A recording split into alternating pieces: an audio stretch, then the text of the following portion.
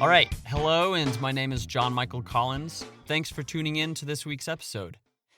Before we get started, the music you just heard is fun, it's upbeat, and in a way kind of depicts me. I would like to thank and give a very special shout out to my friends Marino and Noah Courier, who provided the music for this project. They're part of a company called Cinema Sonic, which is a company dedicated to providing quality audio and visual works for your next project. They're planning on opening a new studio in the Seattle area catering to professional-level podcast production. If you would like to learn more, visit their website at cinema-sonic.com. Cinema as in a movie cinema, -sonic as in supersonic.com. My last episode, I talked about Riley, my fern. She is beautiful. She is my queen. I love her so much. We have been through so much stuff, and I like to think that I rescued her. She was my princess, and now she's my queen. For quite a while, I would just, give her water every day. Then, this was last year, what I would do is I would give her coffee a lot. Not just the coffee grounds, but like the leftover coffee liquid from my French press. I would collect it over a few days, and then I would strain it because just why would you give a plant an overdose of coffee grounds? There's a balance. There is a balance. So what happened is I was giving her so much coffee that things became really, really toxic for her. There was all this toxicity in her life, and actually, there ended up being toxicity in my life that needed kind of cut off. And so I pulled back on the coffee with her, and now she only gets coffee once a month. But also what I started doing a month ago, how could I have forgotten to do this? With my experience of knowing about the nutrients that plants need, the main nutrients being nitrogen, phosphorus, and potassium, NPK, those are actually good for a plant and help them to grow. Photosynthesis is actually synthesizing the nutrients that a plant gets. And if it's not getting nutrients, then it's going to have a hard time. It's going to have a hard time. You're going to have a bad time if you don't get nutrients. So you need nutrients. Okay, plants need nutrients, but so do you, so do I. And so I've just been, like I said, last episode, I've been seeing a lot of parallels between the two of us. So once I actually started giving her those nutrients, she has just grown so much. There's been so much growth in such a short amount of time. And I would like to think that there's been a lot of growth in such a short amount of time with me. But maybe not. No, there has been. I won't doubt that. Because this has been really a sweet opportunity for me to get to talk to you. Not only talk to you, but talk to me therapeutically. Speaking of therapeutically, if you are just joining, this podcast is a personal and therapeutic tool that I call a vocal diary. It's a space for me to process thoughts, explore stories, and post them for anybody who might be interested. Hopefully inspiring someone, or just giving you something to walk away with. I'm not doing this for any type of social gain or to be a better human. I'm just doing it because quarantine time during 2020, 2020,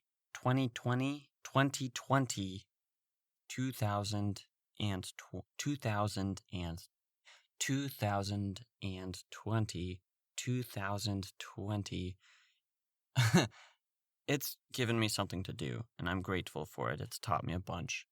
Episodes 1 and 2 talk about who I am. So if you're just jumping in now, this is just a bunch of stories, but episodes 1 and 2 actually talk more about me and kind of how I've gotten to where I'm at currently. That's like a foundation, and everything after that's just really adding on to it. All the episodes after number 2 don't have any chronological order. There's no order you have to listen to them in. But I thank you for being interested in listening. If this is your first time, you're just kind of checking it out, I appreciate it. I appreciate you. A quick disclosure that going on tangents may or may not be involved. This show is conversationally true to how I speak, so you'll probably understand what that means here shortly.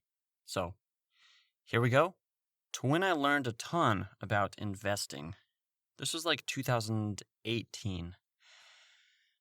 Someone had mentioned to me, if you have any amount of money in your savings, like how is that working for you other than just like sitting there? Is it accruing interest? Is it gaining interest? Are you losing money by having it sit there? So from that point, I really looked into the pros and cons of investing, because investing your money, not just investing money, investing anything, time, energy, whatever resource you have, investing it comes with some type of cost. And I believe that investing is biblical. I don't believe in short-term investing because it kind of feels like it's gambling in a way. I've gone gambling a few times and I don't like it. I felt very empty when I set a limit for how much I was willing to spend to gamble with. If you don't know what gambling is, it's basically spending your money in hopes to make more money using that money. Money's definitely a weird, tricky thing. I do believe that the love of money is the root of all evil. Money itself isn't bad, but when you feel so entwined about wrapping up your identity in it, you can lose yourself. And that's like one thing with short-term investing, like day trading. Constantly monitoring the stock market, the price of goods. The stock market is kind of just like a market where people pool their money in terms of hopefully making more, or you make less if other people take from that pool before you take out that money. And just depending upon like the market of how a certain country is doing or how a certain company is doing. I won't recommend anything because I believe it's something that you should look into yourself very, very carefully. I do believe that it's beneficial and important to think about. Any amount of money that I get, give back to the Lord, because at the end of the day, it's all His. And He's entrusted me with it. He's entrusted all of us with it, whatever amount that we have. So I believe it's a faithful act to give back to Him. He doesn't need it, but showing one's generosity, it's more of like, where's your heart with money? Are you okay giving it away to a church, a missionary, some cause? I mean, I know everybody's opinions are different, and you might yell at me for my opinion. Yeah, I do believe that a certain amount of what you have, it's not a bad idea to look into growing it. It's like a tree, it's like a seed. If you have a bunch of seeds and you can grow more, you have the opportunity to grow more, why would you just sit on that pile where you could grow more of it to give more of it away? And I know that probably doesn't make sense. It doesn't make sense to a lot of people. Sometimes it doesn't make sense to me. And throughout life, there's just this constant balance of trying to figure out what to do with what you've been given. So there was this one day, well, it wasn't a day, it was like a period of time where I just did all of this research on investing and what's a little more stable, a little less risky, stuff like that. And basically, there are like these different pots that you can invest in. You can invest in a single stock, which is one company, or you can invest in an industry with a whole bunch of those types of companies. So the analogy that I use is, imagine you're a pig farmer. Say you spend all of your money on this one pig to grow, to like feed it, to grow it with the desire of making a profit off of it once you sell it, once its life is through, which sounds really weird.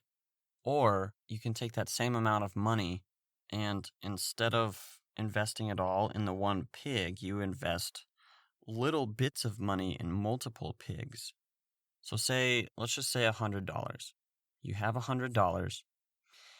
You invest all of that $100 into one pig. Or you invest $1 into 100 pigs.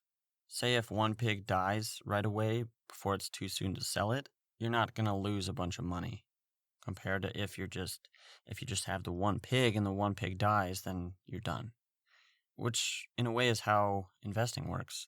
Basically, you can look at it as single stocks or what are called mutual funds, which is like a fund of mutual companies that are similar to each other within the same industry, like aerospace companies, airlines, or companies that build airplanes, or a technology company with things like Google, Amazon, Facebook, Alibaba, Alphabet, just fill in the blanks, or yeah, I think you get what I'm trying to say.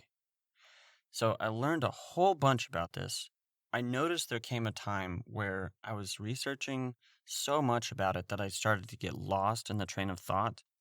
It was kind of unhealthy, and I lost sleep over it, and I was like, at this point, I should take what I've learned and just set it and be done, which is where long-term investing comes in. Short-term investing is like you buy something, you sell it. You buy something, then you sell it. You buy something, then you sell it. Whereas long-term investing is like you buy something and you don't sell it for over at least a year. The longer that you hold on to that, in theory, it doesn't always work out this way, unfortunately, but in certain scenarios, there's a better chance that the longer you hold on to it, the more money you'll make. Last thought, which is cool with investing, that I've noticed is life is kind of like the stock market. If you look at the Dow Jones Industrial Average, which is a stock market comprised of 30 large companies in the United States, if you zoom in to how it's doing every day, and today it's overall done pretty well. Today it's grown almost a percentage point. And I look at 1 week, it's actually dropped a little less than 0%. I look at a month, pretty close to 4%.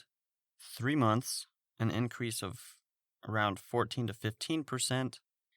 6 months with coronavirus, it dropped a whole bunch, but then it came back a little under 0%. We go to a year, an increase in 6 to 7%. 2 years, 8 to 9% increase. 5 years, about 70% increase. 10 years, like 170 to 180% increase.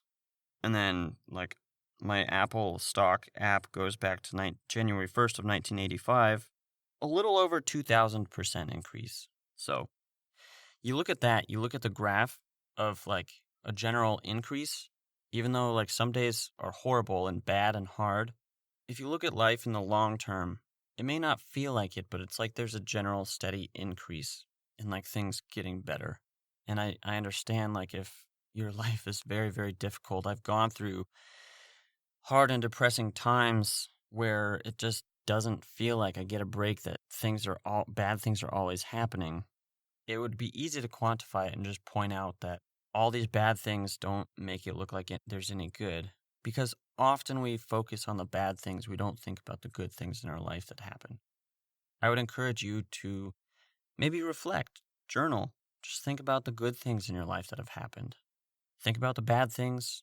You probably already are, but contrast those with the good things, because there are good things in your life. It may not seem like it, but I guarantee you there are good things in your life. And if things are tough, things are hard, please reach out to someone you know.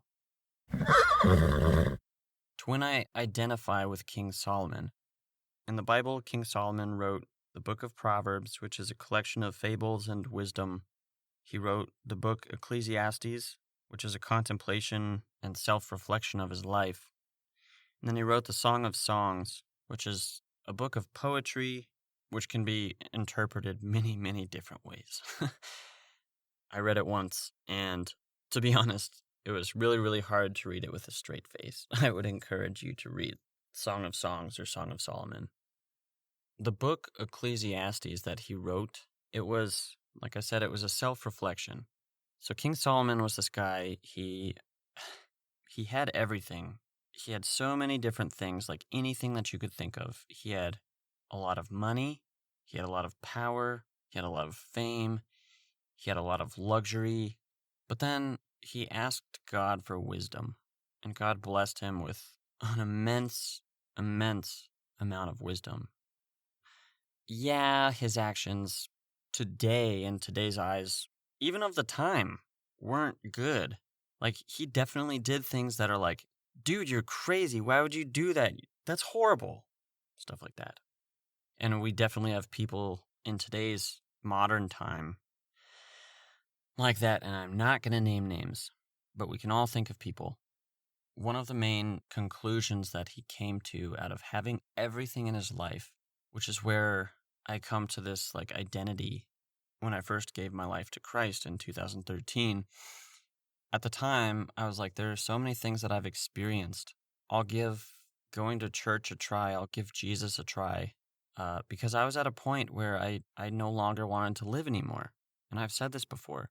I was like, if this Jesus fails me, I'm done. And he hasn't failed me. And he never will fail me, which is the beauty. How do I know? Because I know. He is my best friend. He walks with me every day, and I know him on a personal level. I don't just subscribe to a bunch of rules. The Bible isn't a rule book. I believe it's God's letter to humanity that he loves us. Yeah, he offers his love for those who will accept it through his son Jesus. And King Solomon, his conclusion, which is what I identify with every day, which is what he said at the end of Ecclesiastes, in chapter 12, verses 13 and 14 of Ecclesiastes, he says, "Now all has been heard. Here is the conclusion of the matter. Fear God and keep his commandments, for this is the duty of all mankind. For God will bring every deed into judgment, including every hidden thing, whether it is good or evil." So if you read the book of Ecclesiastes, you will learn what exactly this means and what his mentality behind this was. And so for me to identify with this, I can pursue every aspect in life trying to find complete fulfillment. If you just take the thought of God out of it for a moment, trying to find fulfillment in anything, I would challenge you to question, is there anything that can fully satisfy me on this earth? Whether it be money, fame, love, health, anything. I would not argue, but I would go to say, you may feel like it's 100%, but it's probably more like 98% or 99.99% even. 99.9999 repeating, but that's not 100%. And so to me and to Solomon, which I look forward to meeting him someday, and David and dancing with David, is there must be something more. Like, what is more? What else is there that I'm missing? I have experienced everything there is. Back in my personal journey, my life, my walk, it was, oh, I might as well give Jesus a try. And I'm not trying to push that on you at all. I'm just genuinely talking about it, authentically, rawfully, vulnerably talking about it. And if you're still listening, if you haven't hit pause or like thrown your phone out the window or whatever, thank you. I just hope that you have something in your life that fulfills you and gives you purpose and peace and joy, which allows you to enjoy every day that you wake up and breathe. So, I've said this before, and I'll say it again. It's kind of hot, so I'm going to go drink some water, maybe stick my head in the freezer, or run it under the cold water faucet. Let's see, I already fed Riley, so I don't need to do that. There's a bunch more that I have to do. I really want to thank you from the deepest part of my heart for tuning in to this episode. Please feel free to share this with your family and friends and anyone and everyone you know. And also, if you don't mind, head over to my website, which acts as my creative portfolio, johnmichaelcollins.com. We're just having fun. We're having so much fun. It's so fun. I can't tell you how much fun it is. Thanks for listening.